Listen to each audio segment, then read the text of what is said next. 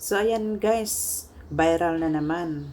Napatanong ang isang vlogger na hindi daw kay Diwata yung parisan sa Quezon City. Hindi daw siya ang nagmamay-ari ng parisan sa Quezon City. So malalaman natin dahil nagsalita na si Miss Diwata.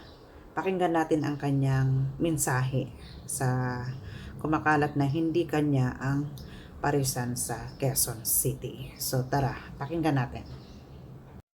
Hindi daw ikaw yung may-ari nitong Quezon City branch mo. Totoo ba yun? Sino sabi nun? Yung tagal ko pinaghirapan ito tapos sasabihin mo hindi ako may-ari. Yun kasi yung mga balita eh. Alam mo, hayaan mo yung mga balita na yan. 100% ako ang may-ari ito. So hayaan mo lang sila kung yun ang gusto nilang sabihin. Nasa kanila naman yun eh.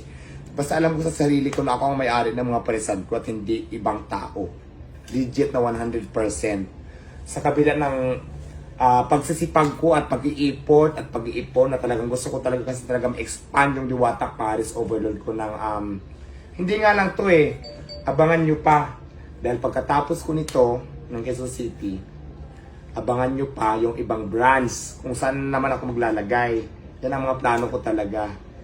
Huwag mo sa akin sabihin na hindi ako may-ari niyan dahil kaya ko nang magpagawa ng Paris ngayon, di ba? Mga possible ilan ba ang target ni Diwata? Basta marami akong target talaga na parisan. So, ang gusto ko talaga ma-expand yung parisan ko dahil madalas ko tong sabihin, halimbawa, meron ako sa Quezon City, meron ako sa Pasay. Abangan nyo yung susunod, malay mo, dyan na yan sa lugar nyo. Diba? Kung taga saan ka man. Hindi mo na kailangan pumunta ng Pasay, hindi mo na kailangan pumunta ng Quezon City. Kung dyan naman mismo sa lugar mo, mayroon ka na. Diba? Pwede ka nang pumunta dyan at matikpan. Ang kagandahan pa ngayon guys, kasi open pa rin tayo ng 24 hours at ito pa, in-improve ko talaga dahil itong sinasabi ko lagi sa inyo na mas pinasarap, mas pinalaki, mas pinalinis, mas in-improve, mas systematic, lahat po ay detalyado na. Kung inyong pupuntahan ng ating branch sa Quezon City, na kung saan located tayo sa Morning Star Drive, sakop tayo ng Sunbell Subdivision, likod ng New Era University, malapit lang sa Visayas Avenue, pagpasok po ng Shell, malapit lang sa Central. So, ang lapit lang din ito sa Commonwealth, kaya kung gusto mo matry, Diwata Paris Overload, dito mayroon na kasi tayo mga Diwata Overload Spaghetti, Diwata Chicken Overload, meron tayo Diwata Sukulet, at ano pa yung isa?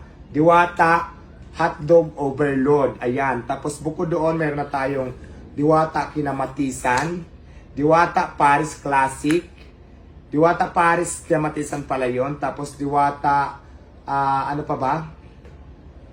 Basta Diwata Gyudon, ayan, mayroon na tayo niyan. Tapos syempre, meron na tayong chicken inasal, meron tayong fried chicken, meron tayong barbecue. Lahat-lahat yung mga menu natin sa Pasay, meron na dito. Pero, nagdagan pa natin ng mas marami pa. Kaya naman kung gusto mo tikman yung mga bagong menu natin. At ito pa guys, ang Diwata Paris Overload Quezon City branch, mayroon na siyang Facebook page na kung saan halimbawa, mayroon kayong event, mga birthdays, gusto nyo mag-birthdays dito, mga party-party, at dito nyo gaganapin, mayroon na kami ngayon event place. Pwede itong gawin event place kasi maganda yung lugar, malaki. Pwede kami mag-package, nasa amin na din yung food, kung ilang packs kayo, pwedeng exclusive, pwede rin naman isang ibang area lang ang sakupin nyo, depende yan sa pag-uusap nyo.